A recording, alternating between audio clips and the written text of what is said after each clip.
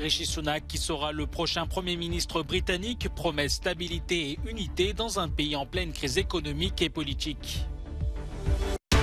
À l'Assemblée nationale, la Première ministre Elisabeth Borne échappe à la censure malgré le soutien du Rassemblement national à la motion de la NUPES.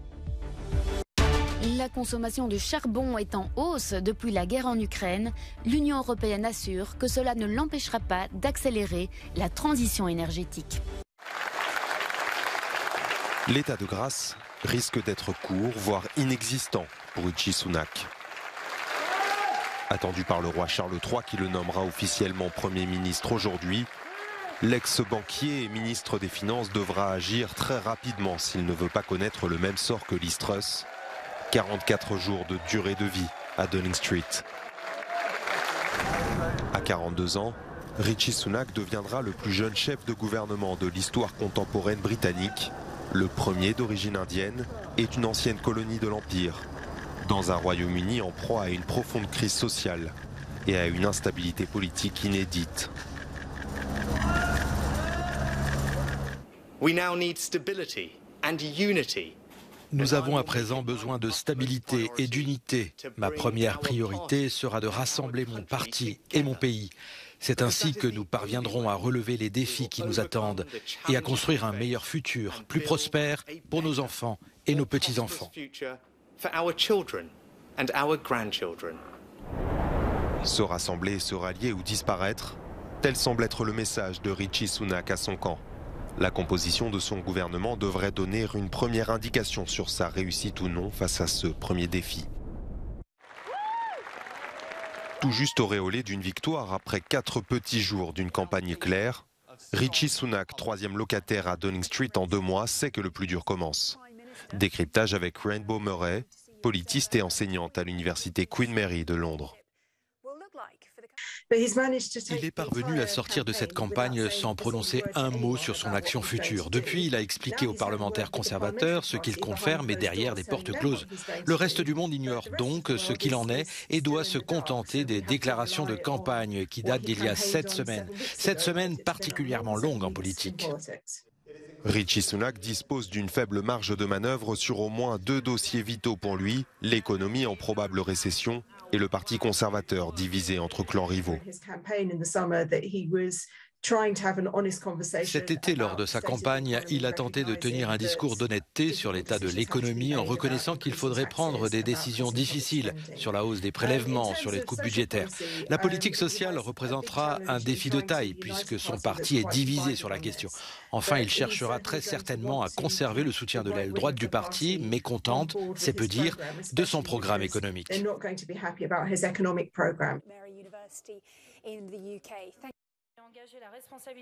En France, l'Assemblée nationale a rejeté 2 motions de censure sur le budget 2023 malgré l'annonce surprise d'un soutien de l'extrême droite au texte de la gauche, la NUPES. Une alliance dénoncée par Elisabeth Borne. N'étant pas atteinte, la motion de censure n'est pas adoptée. 2 motions de censure ont été déposées.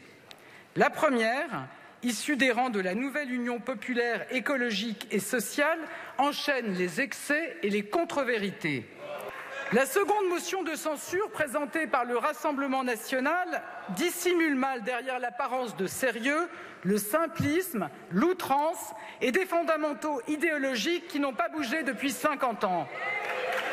Ces motions répondent à l'article 49.3 de la Constitution, activé à 2 reprises, mercredi et jeudi, par la Première ministre, pour faire passer sans vote les parties recettes du projet de loi de finances et de financement de la Sécu.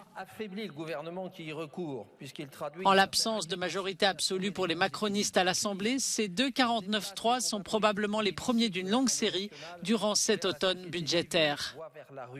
Le recours massif qui promet d'y être fait témoigne non seulement d'une faiblesse du pouvoir, mais surtout d'une incapacité à fédérer, à accepter de soumettre l'action publique à l'écoute et à l'échange. En somme, une inaptitude à jouer le jeu démocratique.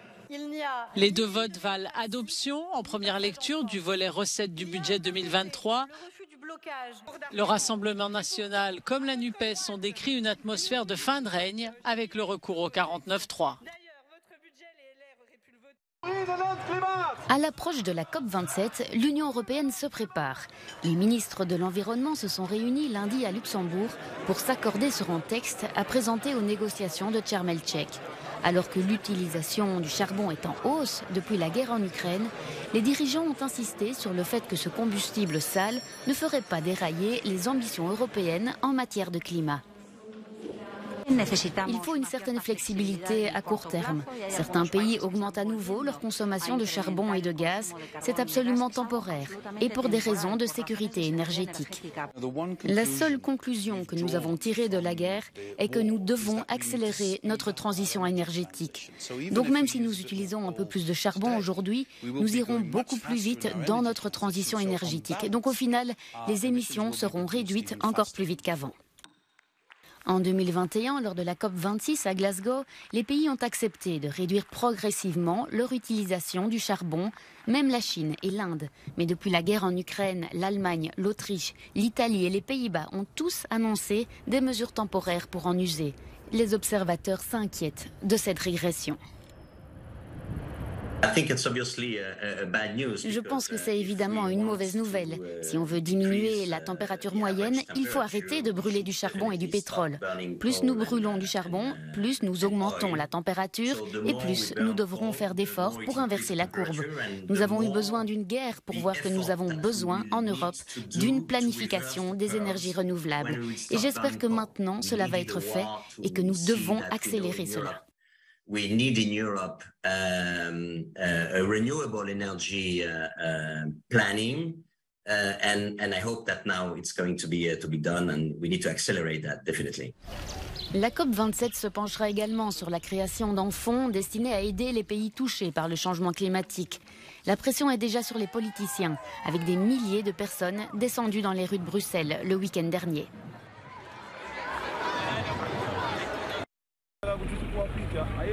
Le marché de Gikomba à Nairobi au Kenya est le centre névralgique du vêtement d'occasion dans le pays. D'innombrables pièces venues d'Occident ou d'Asie arrivent ici régulièrement, permettant à certains comme John Mwangi de gagner leur vie. Ce métier me permet de subvenir à mes besoins quotidiens. Je n'ai pas de compétences dans d'autres métiers. Si ce marché s'arrêtait, je serais bloqué et je n'aurais nulle part où aller. Mais le marché de la seconde main a également une face moins reluisante. Nombre de ces vêtements ne sont pas revendus et finissent ici dans les décharges à ciel ouvert.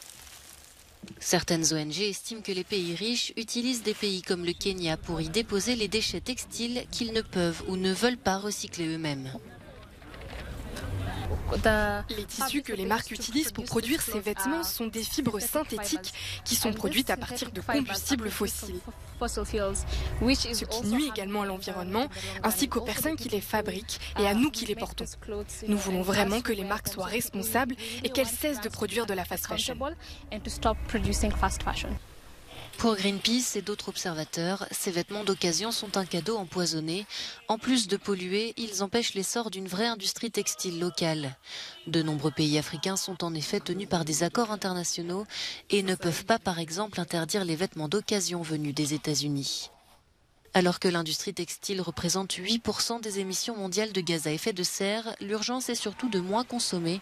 460 milliards de dollars de vêtements utilisables sont jetés chaque année, selon le programme des Nations Unies pour l'environnement. Nouveau drame des armes à feu aux États-Unis. Ce lundi, un ancien élève a fait irruption dans un lycée de Saint-Louis dans l'État du Missouri. Le jeune homme a tué un professeur et un élève. 6 autres personnes ont été blessées. Le tireur âgé de 20 ans a été tué par la police lors d'un échange de coups de feu. Selon des témoins, des vies auraient été sauvées après que l'arme du tireur se soit enrayée durant l'attaque. En Birmanie, la junte militaire est accusée d'avoir largué 3 bombes dimanche soir sur une localité tenue par des rebelles de l'État Kachin au nord du pays.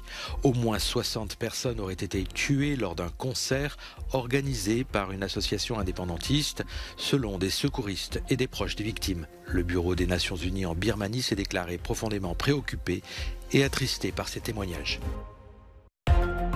Un nouveau procès s'est ouvert à Los Angeles contre Harvey Weinstein. L'ex-producteur hollywoodien âgé de 70 ans est accusé de viol et d'agression sexuelle. L'ancien magnat du cinéma purge déjà 23 ans de prison dans une affaire similaire jugée à New York, un jugement dont il a fait appel. L'affaire Weinstein est à l'origine du mouvement MeToo en 2017.